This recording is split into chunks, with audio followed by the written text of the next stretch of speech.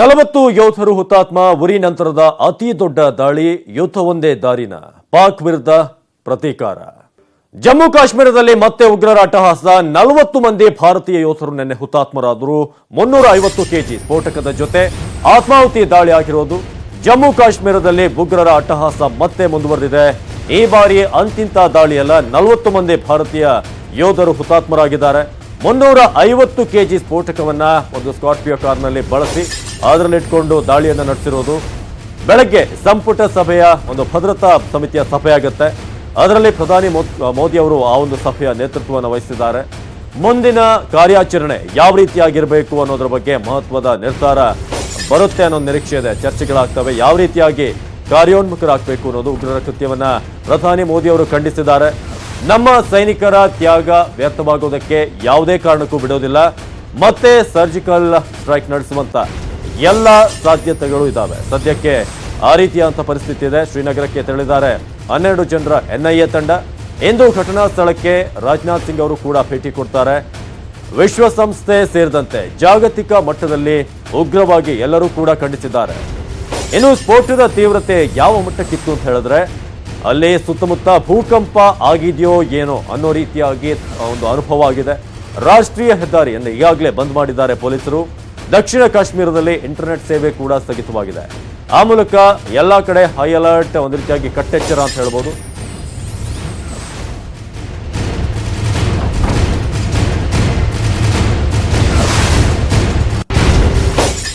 ಇನ್ನು ಪಾಕಿಸ್ತಾನ ಮೂಲದ ಉಗ್ರರು ಭಾರತ ಸೈನಿಕರ ಮೇಲೆ ಮಾರಣ ಹೋಮವನ್ನು ನಡೆಸಿದ್ದಾರೆ. ಬರೋಬ್ಬರಿ 40 ಮಂದಿ ಸೈನಿಕರು ಈ ಘಟನೆಯಲ್ಲಿ ಹುತಾತ್ಮರಾಗಿರೋದು. ರಜೆಯನ್ನು ಮುಗಿಸಿಕೊಂಡು ಡ್ಯೂಟಿಗೆ ವಾಪಸ್ ಆಗ್ತಿದ್ದವರ ಮೇಲೆ ಆತ್ಮಾಹುತಿ ದಾಳಿ ನಡೆಸಿದೆ. ದೇಶವೇ ಶೋಕ ಸಾಗರದಲ್ಲಿ ಮುಳುಗಿದೆ. 350 ಕೆಜಿ ಸ್ಫೋಟಕ ತುಂಬಿದ್ದ ಸ್ಕಾರ್ಪಿಯೋ ಡಿಕ್ಕಿ ಜಮ್ಮು ಕಾಶ್ಮೀರದ ಪುಲ್ವಾಮಾ ಜಿಲ್ಲೆಯ ಅವಂತಿಪುರ್ ಬಳಿ ಸಿಆರ್ಪಿಎಫ್ ಯೋಧರ ಮೇಲೆ ದಾಳಿ ನಡೆದಿದ್ದು, ಭಾರತ ಸೇನೆಯ 40 ಮಂದಿ ವೀರ ಯೋಧರು ಹುತಾತ್ಮರಾಗಿದ್ದಾರೆ. ರಜೆ ಮೇಲೆ ತೆರಳಿದ್ದ ಯೋಧರು ಕರ್ತವ್ಯಕ್ಕೆ ಹಾಜರಾಗಲು ತೆರಳುತ್ತಾ ಇದ್ದಾಗ 350 ಕೆಜಿ ಸ್ಫೋಟಕ ತುಂಬಿದ್ದ ಸ್ಕಾರ್ಪಿಯೋ ಕಾರ್ ಡಿಕ್ಕಿ ಹೊಡೆಯುವ ಮೂಲಕ ಈ ದಾಳಿಯಾಗಿದೆ. 2500 ಯೋಧರು, 78 ವಾಹನ ಟಾರ್ಗೆಟ್. ತಮ್ಮದೇ ಕೃತ್ಯವೆಂದ ಜೈಷ್ ಎ ಮೊಹಮ್ಮದ್. ನಿನ್ನೆ ಒಟ್ಟು 2500 ಯೋಧರು 78 ವಾಹನಗಳಲ್ಲಿ ಕರ್ತವ್ಯಕ್ಕೆ ತೆರಳುತ್ತಾ ಇದ್ರು. ಈ ವೇಳೆ ಸ್ಫೋಟಕ ತುಂಬಿದ ಸ್ಕಾರ್ಪಿಯೋದಲ್ಲಿ ಎದುರಾದ ಉಗ್ರರು ಕಾರನ್ನ ಎದುರಿನಿಂದ ಡಿಕ್ಕಿ ಹೊಡೆಸಿ ಸ್ಫೋಟಿಸಿದ್ದಾರೆ. ಘಟನೆಯಲ್ಲಿ ಸಾಕಷ್ಟು ಮಂದಿ ಯೋಧರು ಗಾಯಗೊಂಡಿದ್ದು, ಶ್ರೀನಗರ ಸೇನಾ ಆಸ್ಪತ್ರೆಗೆ ರವಾನಿಸಲಾಗಿದೆ. ಪ್ರಧಾನಿ ನರೇಂದ್ರ ಮೋದಿ ಘಟನೆಯನ್ನ ಖಂಡಿಸಿದ್ದು, ನಮ್ಮ ಸೈನಿಕರ ತ್ಯಾಗ ವ್ಯರ್ಥವಾಗಲು ಬಿಡೋದಿಲ್ಲ ಎಂದಿದ್ದಾರೆ. ಸ್ಫೋಟದ ತೀವ್ರತೆಗೆ ಛಿದ್ರವಾದ ದೇಹ. ಸಾವು ನೋವಿನ ಬಗ್ಗೆ ಸಿಕ್ತಿಲ್ಲ ನಿಖರ ಮಾಹಿತಿ. ಪಾಕ್ ಮೂಲದ ಜೈಷ್ ಎ ಮೊಹಮ್ಮದ್ ಉಗ್ರ ಸಂಘಟನೆ ಕೃತ್ಯದ ಹೊಣೆ ಹೊತ್ತುಕೊಂಡಿದೆ. ಆತ್ಮಾಹುತಿ ದಾಳಿಗೆ ಬಸ್ಗಳೇ ಛಿದ್ರವಾಗಿವೆ.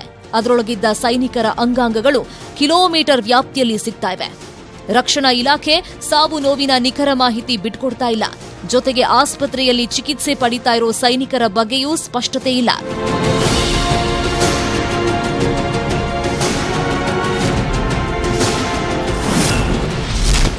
ಎರಡು 2001 ಬಳಿಕ ನಡೆದ ಘನಘೋರ ಘಟನೆ. ಮಸೂದ್ನನ್ನ ಉಗ್ರನೆಂದು ಘೋಷಿಸಿ 2001ರಲ್ಲಿ ಜಮ್ಮು ಕಾಶ್ಮೀರ ವಿಧಾನಸಭಾ ಚುನಾವಣೆ ವೇಳೆ ಉಗ್ರಗಾಮಿಗಳು ದಾಳಿ ಮಾಡಿದ್ರು. ಆ ಘಟನೆಯಲ್ಲಿ 30 ಮಂದಿ ಹುತಾತ್ಮರಾಗಿದ್ರು. ಆ ಬಳಿಕ ನಡೆದಿರೋ ದೊಡ್ಡ ದುರಂತ ಅಂದ್ರೆ ನಿನ್ನೆಯ ಘಟನೆ. ವಿದೇಶಾಂಗ ಇಲಾಖೆ ಈಗಾಗಲೇ ಜಾಗತಿಕ ಮಟ್ಟದಲ್ಲಿ ಒತ್ತಡ ಹೇರಿದ್ದು, ಜೈಷ್ ಎ ಮೊಹಮ್ಮದ್ ಮುಖ್ಯಸ್ಥ ಮಸೂದ್ ಅಜಾರ್ನನ್ನ ಉಗ್ರನೆಂದು ಘೋಷಿಸಲು ನೆರವಾಗಬೇಕು ಅಂತ ಆಗ್ರಹಿಸಿದೆ. ಕೊಂದವನು ಆದಿಲ್ ಅಹಮದ್ ದಾರ್. ಕಳೆದ ವರ್ಷವಷ್ಟೇ ಉಗ್ರರನ್ನ ಸೇರಿದ್ದ. ಈ ಘಟನೆಗೆ ಕಾರಣಕರ್ತನಾದ ಆತ್ಮಾಹುತಿ ಬಾಂಬ್ ಹೆಸರು ಆದಿಲ್ ಅಹಮದ್ ದಾರ್ ಅಂತ ಭಾರತೀಯ ಸೇನೆ ಗುರುತಿಸಿದ್ದು, ಕಳೆದ ವರ್ಷವಷ್ಟೇ ಉಗ್ರಗಾಮಿ ಸಂಘಟನೆ ಸೇರ್ಕೊಂಡಿದ್ದ ಎನ್ನಲಾಗಿದೆ. 12 ಜನರ NIA ಟೀಮ್ ರವಾನೆ. ಸದ್ಯದಲ್ಲೇ ತಿರುಗೇಟು ಎಂದಿರೋ ಸಿಂಗ್. ರಾಷ್ಟ್ರೀಯ ತನಿಖಾ ದಳದ 12 ಜನರ ತಂಡ ಇವತ್ತು ಜಮ್ಮು ಕಾಶ್ಮೀರದ ಪುಲ್ವಾಮಾಗೆ ತೆರಳಿದ್ದು, ಸ್ಥಳೀಯ ಪೊಲೀಸರೊಂದಿಗೆ ವಿಧಿವಿಜ್ಞಾನ ತನಿಖೆಗೆ ಸಹಕರಿಸಲಿದ್ದಾರೆ. ಇನ್ನು ಘಟನೆಯನ್ನ ಖಂಡಿಸಿರೋ ಕೇಂದ್ರ ಗೃಹ ಸಚಿವ ರಾಜನಾಥ್ ಸಿಂಗ್ ಶೀಘ್ರದಲ್ಲೇ ಪ್ರತ್ಯುತ್ತರ ಅಂತ ಹೇಳಿದ್ದಾರೆ. ಇವತ್ತು ಸ್ಥಳಕ್ಕೆ ರಾಜನಾಥ್ ಸಿಂಗ್ ತೆರಳಲಿದ್ದಾರೆ. आतंकवादी हमला हुआ है, वो पाकिस्तान स्थित और उनके द्वारा संरक्षित आतंकवादी संगठन जैसे मोहम्मद ने किया है, जिसकी मैं और सारा देश भर्त्सना करता है। इस आतंकी हमले का समुचित जवाब देने के लिए सारा देश एकजुट है। हम अपनी जिम्मेदारियों को अच्छी तरह समझते हैं और देश की जनता को यह भरोसा देते हैं कि इस पर जो भी कार्रवाई करना आवश्यक है उसे करने में हम कोई कसर नहीं छोड़ेंगे। सीआरपीएफ देश का एक बहादुर और अग्रणी सुरक्षा बल है। देश की सुरक्षा और संप्रभुता की रक्षा के लिए इस बल ने समय समय पर बहुत कुर्बानियां दी हैं। ರಾಷ್ಟ್ರಪತಿ ಉಪರಾಷ್ಟ್ರಪತಿ ಕಾಂಗ್ರೆಸ್ ಅಧ್ಯಕ್ಷ ರಾಹುಲ್ ಗಾಂಧಿ, ಉತ್ತರ ಪ್ರದೇಶ ಸಿಎಂ ಯೋಗಿ ಆದಿತ್ಯನಾಥ್, ನಮ್ಮ ರಾಜ್ಯದ ಸಿಎಂ ಕುಮಾರಸ್ವಾಮಿ, ಅಮಿತ್ ಶಾ, ಮಧ್ಯಪ್ರದೇಶ ಮಾಜಿ ಸಿಎಂ ಶಿವರಾಜ್ ಸಿಂಗ್ ಚೌಹಾಣ್ ಸೇರಿದಂತೆ ಸಾಕಷ್ಟು ಗಣ್ಯರು ಘಟನೆಯನ್ನ ಖಂಡಿಸಿದ್ದಾರೆ.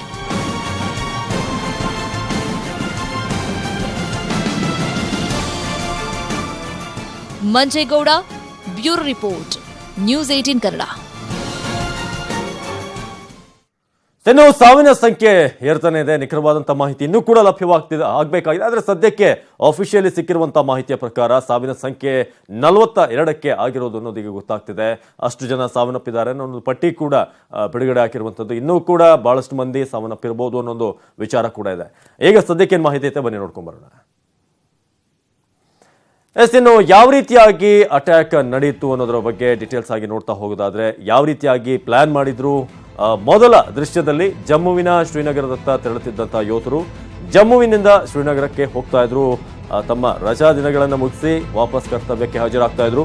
ಎರಡನೇ ದೃಶ್ಯದಲ್ಲಿ ಒಟ್ಟು 78 ವಾಹನಗಳಲ್ಲಿ ತೆರಳುತ್ತಾ ಇರುವಂತದ್ದು ಮತ್ತೊಂದು ವಿಚಾರ.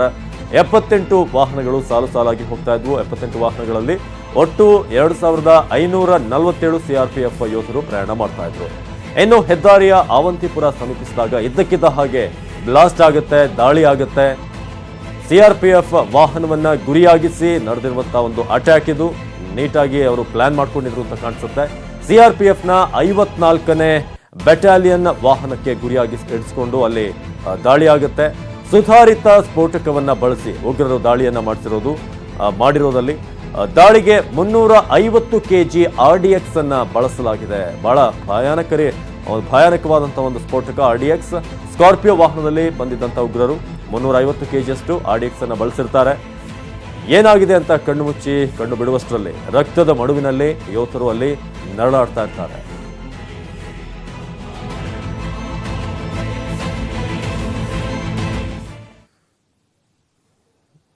ಇನ್ನು ದಾಳಿಯ ಒಂದು ಜವಾಬ್ದಾರಿಯನ್ನು ಹೊತ್ತಿರುವಂತಹ ಆದಿಲ್ ಯಾರು ಅನ್ನೋದ್ರ ಬಗ್ಗೆ ನೋಡ್ತಾ ಹೋಗೋಣ. ಸ್ಫೋಟದ ಹೊಣೆಯನ್ನ ಜೈಷ್ ಎ ಮೊಹಮ್ಮದ್ ಈಗಾಗಲೇ ನಮ್ಮದೇ ಕೃತ್ಯ ಅಂತ ಹೇಳಿದೆ. ಇನ್ನು ಆತ ದಾಳಿಗೂ ಮುಂಚೆ ಒಂದು ವಿಡಿಯೋನ ಕೂಡ ಮಾಡಿದ್ದಾನೆ. ಅದರಲ್ಲಿ ಬಹಳ ಸ್ಪಷ್ಟವಾಗಿ ಹೇಳಿದ್ದಾನೆ. ಈ ರೀತಿಯಾಗಿ ಪುಲ್ವಾಮಾದ ಕೋಕೋಪುರದ ನಿವಾಸಿ ಆದಿಲ್, ಈಗ ನೀವೇನು ಫೋಟೋದಲ್ಲಿ ನೋಡ್ತಾ ಇದ್ದೀರಿ, 2018ರಲ್ಲಿ ಉಗ್ರ ಸಂಘಟನೆಯನ್ನು ಈತ ಸೇರಿರ್ತಾನೆ. ಅದರೊಳಗೆ ಆತನ ಬ್ರೈನ್ ವಾಶ್ ಮಾಡಿ ನೀನು ಸತ್ತರೆ ಸ್ವರ್ಗಕ್ಕೆ ಹೋಗ್ತೀಯಾ, ಇಂಥ ಅನಾಚಾರಗಳನ್ನೆಲ್ಲ ಆತನ ತಲೆಗೆ ತುಂಬಿ ಈ ರೀತಿಯಾದಂಥ ಒಂದು ದೊಡ್ಡ ಅನಾಹುತಕ್ಕೆ ಈ ವ್ಯಕ್ತಿ, ನೀವೀಗ ನೋಡ್ತಿರುವಂತಹ ವ್ಯಕ್ತಿ ಆದಿಲ್, ಆತ ಕಾರಣವಾಗಿದ್ದಾನೆ. ಜೊತೆಗೆ ಆತ ವಿಡಿಯೋದಲ್ಲಿ ಹೇಳ್ತಾನೆ, ನಾನು ಸತ್ತರೆ ನನ್ನ ವಿಡಿಯೋ ಈ ಸುದ್ದಿ ಟಿವಿಯಲ್ಲಿ ಬರೋಕ್ ಮುಂಚೆ ನಾನು ಸ್ವರ್ಗದಲ್ಲಿ ಇರ್ತೀನಿ ಅಂತ ಆತ ಸಾಯೋದಕ್ಕೂ ಮುಂಚೆ ಈ ವಿಡಿಯೋದಲ್ಲಿ ಹೇಳಿದ್ದಾನೆ.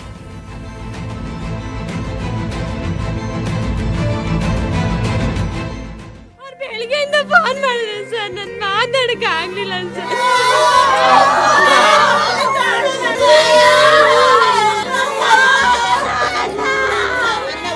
ಹೋಗುವೆ ಬೇಡ ಕಣಪ್ಪ ಅಂದ್ರೆ ನೀನು ಒಬ್ಳೆ ಮಗನ ಎತ್ತಿರುಳು, ದೇಶ ಜನ ನೋಡುವ ಅಂತ ಅಂದು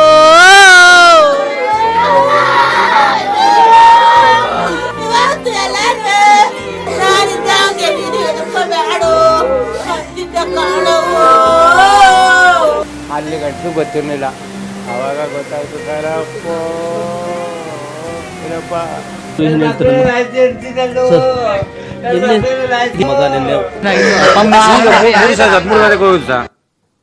ಉಗ್ರರ ಕೃತ್ಯಕ್ಕೆ ಮಂಡ್ಯದ ಯೋಧ ಗುರು ಅವರು ಹುತಾತ್ಮರಾಗಿದ್ದಾರೆ. ವಾರದ ಹಿಂದಷ್ಟೇ ಹುಟ್ಟೂರಿಗೆ ಬಂದಿದ್ದಂತ ಯೋಧ ನಾನು ಮತ್ತೆ ವಾಪಸ್ ಬರ್ತೀನಿ, ರಜೆ ಸಿಕ್ಕಾಗ ಖಂಡಿತ ವಾಪಸ್ ಬರ್ತೀನಿ ಅಂತ ಹೇಳಿ ಹೊರಟಿದ್ದಂತ ಗುರು, ಈ ರೀತಿಯಾಗಿ ಸುದ್ದಿ ಬರುತ್ತೆ ಮನೆಗೆ, ಈ ರೀತಿ ಪುಲ್ವಾಮಾದಲ್ಲಿ ಅಟ್ಯಾಕ್ ಆಗಿದೆ, ನಿಮ್ಮ ಮಗ ಕೂಡ ಆ ಒಂದು ಘಟನೆಯಲ್ಲಿ ಸಾವನ್ನಪ್ಪಿದ್ದಾರೆ ಅಂತ. ಮತ್ತೆ ಬರ್ತೀನಿ ಅಂತ ಹೇಳಿ ಏನು 1 ವರ್ಷದ ಹಿಂದೆಯಷ್ಟೇ ಮದುವೆ ಆಗಿದ್ದಂಥ ಗುರು, 33 ವರ್ಷ, ಅವರು ಗುಡಿಗೆರೆಯಿಂದ ಹೊರಟಿರ್ತಾರೆ. ಒಂದು ವಾರದ ಹಿಂದೆಯಷ್ಟೇ ರಜೆ ಮುಗಿಸ್ಕೊಂಡು ಹೋಗಿರ್ತಾರೆ. ಉಗ್ರರ ಕೃತ್ಯಕ್ಕೆ ಮಂಡ್ಯದ ಯೋಧ ಗುರು ಅವರು ಕೂಡ ಈಗ ಬಲಿದಾನವನ್ನ ಮಾಡಿರೋದು ದೇಶಕ್ಕಾಗಿ. ವಾರದ ಹಿಂದೆ ಹುಟ್ಟೂರಿಗೆ ಬಂದು ಎಲ್ಲರ ಜೊತೆ ಮಾತಾಡಿ ತಾಯಿ ಒಂದು ದಿನ ಹೆಚ್ಚು ಇದ್ದು ಹೋಗು ಅಂತ ಹೇಳಿರ್ತಾರೆ ಮಗನಿಗೆ. ಆದರೂ ಕೂಡ ಅವ್ರು ಒಪ್ಪೋದಿಲ್ಲ. 1 ವರ್ಷದ ಹಿಂದೆ ಮದುವೆ ಆಗಿದ್ದಂಥ ಗುರು ಉಗ್ರರ ಕೃತ್ಯಕ್ಕೆ ಬಲಿ ಹಾಕಿದ್ದಾರೆ. ಇನ್ನು ತಾಯಿ ಹೋಗಬೇಡ ಅಂತ ಹೇಳಿದ್ರು ಅವರು, ಒಂದು ಸ್ವಲ್ಪ ದಿನ ಇದ್ದು ಹೋಗು ಅಂತ. ಆದರೂ ಕೂಡ ಆ ಮಾತಿಗೆ ಇಲ್ಲ, ನಾನು ಮತ್ತೆ ವಾಪಸ್ ಬರ್ತೀನಿ ಕೆಲ ದಿನಗಳ ಆದಮೇಲೆ, ನೀನು ಮಾತ್ರ ಮಗನನ್ನು ಹೆತ್ತಿರೋದು ಅನ್ನೋದು ಮಾತನ್ನು ಕೂಡ ಹೇಳಿರ್ತಾರೆ. ನೀನೊಬ್ಬಳೇ ಮಗನನ್ನು ಹೆತ್ತಿದ್ಯಾ ಅನ್ನೋ ಒಂದು ಪ್ರಶ್ನೆಯನ್ನು ಮಾಡಿ ಅಲ್ಲಿಂದ ಹೋಗಿರುವಂಥದ್ದನ್ನು ತಾಯಿಯವರು ಕೂಡ ಅದನ್ನು ಹೇಳ್ತಾರೆ ಭಾಳ ದುಃಖಿತರಾಗಿ. ಉಗ್ರರ ಕೃತ್ಯಕ್ಕೆ ಮಂಡ್ಯದ ಯೋಧ, ನೀವೀಗ ಫೋಟೋದಲ್ಲಿ ನೋಡ್ತಿರುವಂಥ ಗುರು ಅವರು ಕೂಡ ನಿನ್ನೆ ಸಾವನ್ನಪ್ಪಿದ್ದಾರೆ. ವಾರದ ಹಿಂದೆ ಹುಟ್ಟೂರಿಗೆ ಬಂದಿದ್ರು, 1 ವರ್ಷದ ಹಿಂದೆ ಮದುವೆ ಆಗಿತ್ತು ಅವರಿಗೆ. ಅದೇ ರೀತಿಯಾಗಿ ಅವರು 2011ರಲ್ಲಿ ಮಿಲಿಟರಿಗೆ ಸೇರ್ಪಡೆ ಆಗಿರ್ತಾರೆ. ಆ ಸಂದರ್ಭದಲ್ಲಿ ಮನೆಯಲ್ಲಿ ಮಿಲಿಟರಿ ವಿಚಾರ ಏನೂ ಕೂಡ ಹೇಳಿರಲಿಲ್ವಂತೆ. ಈ ರೀತಿಯಾಗಿ ಪೊಲೀಸ್ ಕೆಲಸ ಬಂದಿದೆ, ನನಗೆ ಸೇರ್ತಿದ್ದೀನಿ ಅಂತ ಹೇಳಿರ್ತಾರೆ. ನಂತರ ನಾನು ಮಿಲಿಟರಿಗೆ ಹೋಗಿರೋದನ್ನು ಅಲ್ಲಿ ಫ್ಯಾಮಿಲಿಯವ್ರಿಗೆ ಹೇಳ್ತಾರೆ. ತಾಯಿ ಹೋಗಬೇಡ ಅಂತ ಹೇಳಿದ್ರು ಕೂಡ ನಾನು ಹೋಗ್ತೀನಿ, ನೀನೊಬ್ಬಳೇ ಮಗನನ್ನು ಹೆತ್ತಿರೋದ ಅನ್ನೋ ರೀತಿಯಾಗಿ ಹೇಳಿ ಹೋಗಿರ್ತಾರೆ. ಆದರೆ ಈ ರೀತಿಯಾಗಿ ಒಂದು ಸುದ್ದಿ ಮನೆಗೆ ಬಂದಾಗ ಭಾಳ ಬೇಸರಾಗಿದೆ.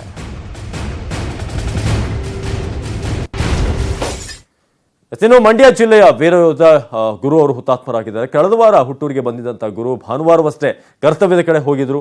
ಇದೀಗ ಸಾವಿನ ಸುದ್ದಿ ಕುಟುಂಬಸ್ಥರಿಗೆ ಬರಸಿಡಿಲಂತೆ ಬಂದೆರಗಿದೆ. ದೇಶಕ್ಕಾಗಿ ಪ್ರಾಣ ತೆತ್ತ ಮಂಡ್ಯದ ಯೋಧ, ಕೆಲ ತಿಂಗಳ ಹಿಂದಷ್ಟೇ ಮದುವೆಯಾಗಿದ್ದ ಗುರು. ಜಮ್ಮು ಕಾಶ್ಮೀರದ ಪುಲ್ವಾಮಾ ಜಿಲ್ಲೆಯಲ್ಲಿ ನಡೆದಿರುವ ಉಗ್ರರ ಅಟ್ಟಹಾಸದಲ್ಲಿ ಕರ್ನಾಟಕದ ವೀರ ಯೋಧನೊಬ್ಬ ಹುತಾತ್ಮನಾಗಿದ್ದಾನೆ. ಮಂಡ್ಯ ಜಿಲ್ಲೆ ಮತ್ತೂರು ತಾಲೂಕಿನ ಗುಡಿಗೆರೆ ಕಾಲೋನಿಯ ಗುರು ವೀರ ಮರಣವನ್ನಪ್ಪಿದ ಯೋಧನಾಗಿದ್ದಾರೆ.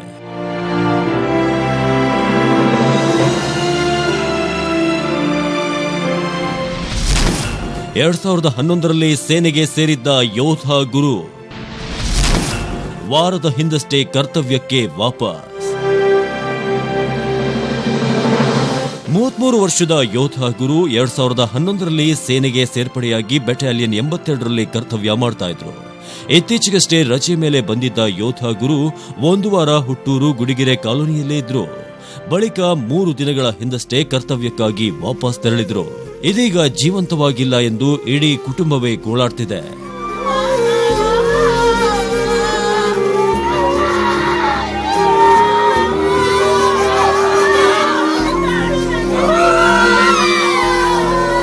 ತಂದೆ ಹೊನ್ನಯ್ಯ, ತಾಯಿ ಚಿಕ್ಕೋಳಮ್ಮ, ಅವರ 3 ಗಂಡು ಮಕ್ಕಳಲ್ಲಿ ಗುರು ಹಿರಿಯವರಾಗಿದ್ದು ಸೇನೆಗೆ ಸೇರುವಾಗ ಪೊಲೀಸ್ ಅಂತ ಸುಳ್ಳು ಹೇಳಿದ್ರಂತೆ. ಬಳಿಕ ಟ್ರೈನಿಂಗ್ ಮುಗಿಸಿಕೊಂಡು ಸೇನೆಗೆ ತೆರಳುವಾಗ ಪೋಷಕರಿಗೆ ನಾನು ಸೈನಿಕ ಎಂದು ತಿಳಿಸಿದ್ರು ಅಂತ ತಂದೆ ಮರುಗುತ್ತಿದ್ದಾರೆ. ತಾಯಿ ಇನ್ನೊಂದು ದಿನ ಇದ್ದು ಹೋಗು ಅಂತ ಹೇಳಿದ್ದಕ್ಕೆ ನೀನೊಬ್ಬಳೇನ ಮಗನನ್ನ ಹೆತ್ತಿರುವವಳು ಅಂತ ದೇಶ ಸೇವೆಗೆ ಹೊರಟಿದ್ರಂತೆ ಗುರು. ಹೋಯ್ತೀನಿ ಅನ್ನ ಏಲ್ಗಪ್ಪ ಟ್ರೈನಿಂಗ್ ಹೋಯ್ತೀನಿ ಅನ್ನ, ಪೊಲೀಸ್ಗೂ ಟ್ರೈನಿಂಗ್ ಹೋಗ್ಬೇಕಾದ್ರೆ ಕಣಪ್ಪ ಹೋಗ್ಬೇಕು ಕಣಪ್ಪ ಅಂದ. ಅದು ಮುಗಿಸ್ಕೊಂಡು ಎಲ್ಲದಕ್ಕೆ ಎಲ್ಲರೂ ತಾಯಿ ತಂದೆ ಬರಬೇಕು ಅಂತ ಕರೀತಿದ್ರು. ಅಲ್ಲಿ ಹೋದು ಅಲ್ಲಿಂದ ಅವತ್ತು ಫಂಕ್ಷನ್ ಮುಗಿಸ್ಕೊಂಡು ಇತ್ತಾಗ ನಮ್ಮನ್ನು ಕಳಿಸ್ಬಿಟ್ಟು ಅತ್ತಾಗ ಅವ್ರು ಹೋದ್ರು. ಅಲ್ಲಿ ಗಂಟಲು ಗೊತ್ತಿರಲಿಲ್ಲ. ಆವಾಗ ಗೊತ್ತಾಯ್ತು ಕಣಪ್ಪ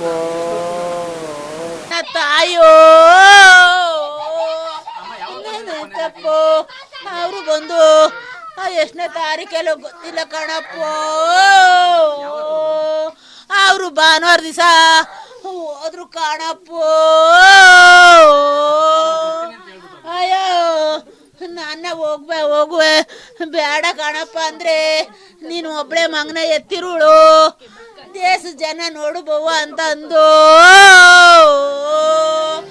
ಶ್ರೀನಗರದ 82ನೇ ಬೆಟಾಲಿಯನ್ನಲ್ಲಿ ಕರ್ತವ್ಯ ನಿರ್ವಹಿಸುತ್ತಿದ್ದ ಯೋಧ ಗುರು ಅವರಿಗೆ ಮಧು ಹಾಗೂ ಆನಂದ್ ಎನ್ನುವ 2 ಸಹೋದರರಿದ್ದಾರೆ. ಇನ್ನು ಕಳೆದ 1 ವರ್ಷದ ಹಿಂದೆ ಹೊಸ ಮನೆ ನಿರ್ಮಾಣ ಮಾಡಿ ನಂತರ ಸಾಸಲಾಪುರ ಗ್ರಾಮದ ಯುವತಿ ಕಲಾವತಿ ಅವರ ಜೊತೆ ವಿವಾಹ ಮಾಡಿಕೊಂಡಿದ್ರು. ದುರಾದೃಷ್ಟ ಅಂದ್ರೆ ಇವತ್ತು ಬೆಳಗ್ಗೆ ಕರೆ ಮಾಡಿದಾಗ ಕೆಲಸದ ಒತ್ತಡದಿಂದ ಮಾತನಾಡಲಾಗಲಿಲ್ಲ ಎನ್ನುತ್ತಾ ಗದ್ಗದಿತರಾದ್ರು ಪತ್ನಿ ಕಲಾವತಿ. ನಾನು ಇವತ್ತು ಅಂದಿನ ಫೋನಲ್ಲಿ ಮಾತಾಡಿದ್ರೆ ಆಗಿದ್ದ ಸರ್. ಅವ್ರು ಬೆಳಿಗ್ಗೆಯಿಂದ ಫೋನ್ ಮಾಡಿದ್ರು ಸರ್, ನಾನು ಮಾತಾಡಕ್ಕೆ ಆಗ್ಲಿಲ್ಲ ಸರ್. ನನಗೆ ಎಷ್ಟು ಬೇಜಾರಾಯ್ತೈತೆ ಗೊತ್ತಾ ಸರ್. ಹೋಗಿ 4 ದಿನ ಆಗಿಲ್ಲ ಸರ್. ಮಾತಾಡ್ತಿದ್ದೆ ಸರ್. ಇವತ್ತು ಮಾತಾಡಕ್ ಆಗಿಲ್ಲ ಸರ್. ನಾನು 6 ಗಂಟೆಯಿಂದ ಟ್ರೈ ಮಾಡಿ ಫೋನ್ ಹೋಗಿಲ್ಲ ಸರ್. ಒಟ್ಟಾರೆ ಸಣ್ಣ ವಯಸ್ಸಿನಿಂದಲೂ ಸೇನೆಯಲ್ಲಿ ಕೆಲಸ ಮಾಡಬೇಕೆಂದು ಕನಸು ಕಂಡಿದ್ದ ಯೋಧ ಗುರು ವೀರ ಮರಣವನ್ನಪ್ಪಿದ್ದು ಇಡೀ ಗುಡಿಗೆರೆ ಕಾಲೋನಿ ಶೋಕ ಸಾಗರದಲ್ಲಿ ಮುಳುಗಿದೆ.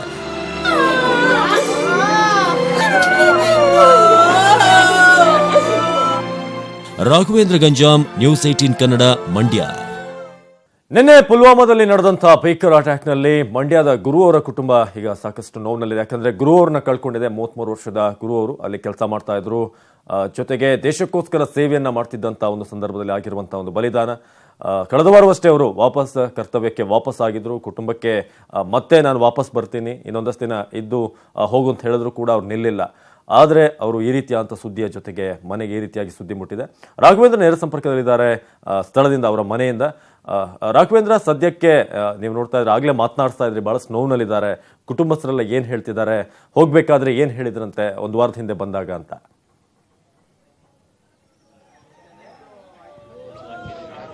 ಖಂಡಿತವಾಗಿ ಅವಿನಾಶ್, ಏನು ನಿನ್ನೆ ದಿನ ಪುಲ್ವಾಮಾದಲ್ಲಿ ನಡೆದಂಥ ಒಂದು ದುರ್ಘಟನೆಯಲ್ಲಿ ಮಂಡ್ಯದ ವೀರ ಯೋಧನಂತ ಗುರು ಅವರು ಒಂದು ಹುತಾತ್ಮರಾಗಿದ್ದಾರೆ. ಈಗ ಅವರ ಹುಟ್ಟೂರು ಗುಡಿಗೆರೆ ಕಾಲೋನಿಯಲ್ಲೂ ಕೂಡ ಒಂದು ರೀತಿ ನೀರವ ಮೌನ ಆವರಿಸಿದೆ. ಜೊತೆಗೆ ಕುಟುಂಬದಲ್ಲೂ ಕೂಡ ಈಗ ದುಃಖದ ಛಾಯೆ ಆವರಿಸಿರುವಂಥದ್ದು. ಏನು ಆ ಒಂದು ಕುಟುಂಬಕ್ಕೆ ಆಧಾರ ಸ್ತಂಭವಾಗಿದ್ದಂಥ ಗುರುರವರ ಒಂದು ಸಾವಿನ ಸುದ್ದಿಯಿಂದ ನಿಜಕ್ಕೂ ಕೂಡ ಆ ಒಂದು ಕುಟುಂಬ ಈಗ ಕಂಗಾಲಾಗಿದೆ. ಜೊತೆಗೆ ಅವರ ಒಂದು ಮನೆಯ ಆಧಾರ ಸ್ತಂಭವಾಗಿದ್ದಂಥ ಅವರ ಒಂದು ಸಾವು ಇದು ನಿಜಕ್ಕೂ ಕೂಡ ಅವರ ಕುಟುಂಬಕ್ಕೆ ಒಂದು ಆಘಾತ ತಂದಿದೆ ಅಂತ ಸುಳ್ಳಾಗಲ್ಲ. ಈಗ ಕೂಡ ಅವರ ಕುಟುಂಬಸ್ಥರು ನಮ್ಮ ಜೊತೆ ಇದ್ದಾರೆ. ಅವರೇ ಕೇಳೋಣ, ಅವರ ಕುಟುಂಬದೊಂದಿಗೆ ಅವರ ಸಂಬಂಧ ಹೇಗಿತ್ತು ಮತ್ತೆ ಅವ್ರ ಕುಟುಂಬಕ್ಕೆ ಏನೆಲ್ಲ ಮಾಡ್ತಿಲ್ಲ. ಸರ್ ನಮಸ್ತೆ ಸರ್. ಸರ್, ಈಗ ಗುರುರವರು ಈ ಒಂದು ಕುಟುಂಬಕ್ಕೆ ಆಧಾರ ಆಗಿದ್ರು, ಏನು ಅನಿಸ್ತು ಸರ್ ಅವ್ರು ಕಳ್ಕೊಂಡ ಕುಟುಂಬ? ಏನು ಅನಿಸ್ತದೆ ಅಂದರೆ ಏನು ಹೇಳೋದು ಸರ್, ಅವ್ರು ತುಂಬ ನಮಗೆ ಬೇಕಾದವರು, ನಮ್ಮ ಅಕ್ಕನ ಮಗ. ಈಗ ಅವರೇ ಇಲ್ಲ ಅಂದರೆ ಈ ಮನೆ ನಡೆಯೋದು ತುಂಬ ಹಿಂಸೆ ಆಗುತ್ತೆ. ಈಗ ಅವ್ರ ಸಮಾಧಾನ ಮಾಡೋಕ್ಕೆ ಆಗ್ತಾ ಇಲ್ಲ ಅವ್ರನ್ನ. ಸರ್, ಈಗ ಅವರು ಕೊನೆಯ ಬಾರಿ ಬಂದದ್ದು ಇದು ಬಂದಾಗ ಏನು ಹೇಳಿದ್ರು, ಮತ್ತೆ ಅವ್ರು ಹೇಗಿದ್ರು ಸರ್ ಮನೆಯವ್ರ ಜೊತೆ ಎಲ್ಲ? ಮನೆಯಲ್ಲಿ ಸ್ವಲ್ಪ ಯಾಕೋ ತುಂಬ ಒಂದು ಸ್ವಲ್ಪ ನೋವಾಗಿತ್ತು ಅವ್ರಿಗೆ ಮನಸ್ಸಲ್ಲಿ. ನೋವೇನು ಅಂತ ಗೊತ್ತಾಗಲಿಲ್ಲ. ಆದರೂ ಬೇಜಾರು ಹೋಗ್ಬೇಕಾರೆ ಅವರು ತುಂಬ ಬೇಜಾರಿಂದ ನೋವಿಂದನೇ ಓದಿದ್ದು. ಈ ಸಾರಿ ಬಂದು ಮೊನ್ನೆ ಭಾನುವಾರ ಹೋದರು. ಹೋದ ತಿಂಗಳು 10ನೇ ತಾರೀಕು ಬಂದಿದ್ದು, ಕಳೆದ ಬಾರಿ ಜನವರಿ 10ನೇ ತಾರೀಕಲ್ಲಿ. ಈಗ ಮೊನ್ನೆ ಭಾನುವಾರನೇ ಓದಿದ್ದು ಅವರು. ಸರ್, ಅವರು ಮನೆ ಕೊನೆಯ ಬಾರಿ ಬಂದಾಗ ಹೋಗ್ಬೇಕಾದ್ರೆ ಹೇಳೋಗಿದ್ರು ಕುಟುಂಬಕ್ಕೆ, ನಿಮ್ಮ ಕುಟುಂಬಕ್ಕೆ ಇರಲಿಲ್ಲ ಆ ಥರ ಏನು ನಮ್ಮ ಅಕ್ಕವ್ರನ್ನ ಕೇಳ್ಬೇಕು ಸರ್. ಸೊ ಬನ್ನಿ, ಇನ್ನೂ ಕೂಡ ಅವರ ಸ್ನೇಹಿತರು ಕೂಡ ಇದ್ದಾರೆ. ಆ ಸ್ನೇಹಿತರು ಅವ್ರ ಬಗ್ಗೆ ಏನು ಹೇಳ್ತಾರೆ ಅನ್ನೋದು ಮಾತಾಡ್ಸೋಣ. ಸರ್ ನಮಸ್ತೆ. ಗುರುರವರು ನಿಮ್ಮ ಜೊತೆ ಹೇಗಿತ್ತು ಸರ್ ಒಡನಾಟ? ನಿನ್ನೆ ನಡೆದಂಥ ದಾಳಿನಲ್ಲಿ ನಮ್ಮ ಭಾರತೀಯ ಹೆಮ್ಮೆಯ ಪುತ್ರರಾದಂಥ 44 ಜನ ವೀರ ಯೋಧರು ಮರಣ ಹೊಂದಿರೋದು ನಮಗೆ ತುಂಬ ನೋವಾಗ್ತಾ ಇದೆ. ಅದರಲ್ಲೂ ನಮ್ಮ ಮಂಡ್ಯ ಜಿಲ್ಲೆಯ KM ದೊಡ್ಡಿಯ H ಗುರುರವರು ನಮ್ಮ ಸ್ನೇಹಿತರೆ, ಅಕ್ಕಪಕ್ಕದವರೇ ಆದವರು. ಅವರು ಸಹ ನಿಧನ ಹೊಂದಿದ್ದಾರೆ. ವೀರ ಮರಣವನ್ನು ಹೊಂದಿ ನಮಗೆ ತುಂಬ ಗ್ರಾಮಸ್ಥರಲ್ಲಿ ಮತ್ತು ಸುತ್ತಮುತ್ತಲಿನ ಜನತೆಗೆ ತುಂಬ ನೋವು ಉಂಟಾಗ್ತಾ ಇದೆ. ಈ ರೀತಿ ಪದೇ ಪದೇ ಯಾಕೆ ಆಗ್ತಾ ಇದೆ? ಈ ರೀತಿಯಿಂದ ಈ ಯೋಧರ ಕುಟುಂಬಗಳಿಗೆ ಯಾವ ರೀತಿ ಸಾಂತ್ವನ ಹೇಳಬೇಕು, ಅವರ ಕುಟುಂಬದ ಜೀವನ ನಿರ್ವಹಣೆ ಹೇಗೆ ನಡೆಸಬೇಕು, ಮುಂದೆ ಅವರ ಒಂದು ವೀರ ಮರಣಕ್ಕೆ ಒಂದು ಪ್ರತೀಕಾರ ಆಗಲೇಬೇಕು. ಆದ್ದರಿಂದ ಸರ್ಕಾರ, ಕೇಂದ್ರ ಸರ್ಕಾರ ದೃಢ ನಿರ್ಧಾರ ತಗೊಂಡು ಇದಕ್ಕೆ ಕಾರಣರಾದವ್ರನ್ನ ಪತ್ತೆ ಹಚ್ಚಿ ಖಂಡಿತ ಅವ್ರನ್ನ ಉಗ್ರವಾಗಿ ಶಿಕ್ಷಿಸಬೇಕು. ಈ ಮೂಲಕ ಯೋಧರಿಗೆ ಗೌರವ ಸಲ್ಲಿಸಬೇಕು. ಪದೇ ಪದೇ ಈ ರೀತಿ ನಡೀತಾ ಇದ್ರೆ ಮುಂದೆ ದೇಶದೇ ಒಂದು ಆಂತರಿಕ ಭದ್ರತೆಗೆ ಅಪಾಯ ತಂದೊಡ್ಡುವ ಪರಿಸ್ಥಿತಿ ಇದೆ. ನಿಮ್ಮ ಅವರ ನಡುವಿನ ಸಂಬಂಧ ಮತ್ತೆ ಅವ್ರ ಗ್ರಾಮಕ್ಕೆ ಬಂದಾಗ ಹೇಗೆಲ್ಲ ನಡ್ಕೋತಾರೆ ನಿಮ್ಮ ಸ್ನೇಹಿತರ ಗುಂಪಿನಲ್ಲಿ? ತುಂಬ ಪರಿಶ್ರಮದಿಂದ ನಾನೊಂದು ಸೈನ್ಯಕ್ಕೆ ಸೇರಬೇಕು, ದೇಶ ಅಂದರೆ ತಾಯಿ ರೀತಿ ಇದ್ದಂಗೆ, ತಾಯಿ ಸೇವೆನೂ ಒಂದೇನೆ ದೇಶ ಸೇವೆನೂ ಒಂದೇನೆ ಅಂತ ಮಾತಾಡಿಕೊಂಡು ಸೇನೆಗೆ ಸೇರಿಕೊಂಡ್ರು. ದೇಶ ಸೇವೆ ಮಾಡೋದ್ರಿಂದ ನಮ್ಮ ಒಂದು ಜನ್ಮಕ್ಕೆ ಒಂದು ಸಿಗುತ್ತದೆ. ಜೊತೆಗೆ ನಮ್ಮ ನಾಡಿನ ಜನರ ಕರ್ತವ್ಯ, ಅದನ್ನು ನಾವು ಪರಿಶ್ರಮದಿಂದ ಮಾಡಬೇಕು. ನಮ್ಮ ದೇಶವನ್ನು ನಾವು ನಮ್ಮ ದೇಶದ ಜನರು ನೆಮ್ಮದಿಯಾಗಿರ್ಬೇಕು. ಧನ್ಯವಾದ ಮಾಹಿತಿಗಾಗಿ ರಾಘವೇಂದ್ರ.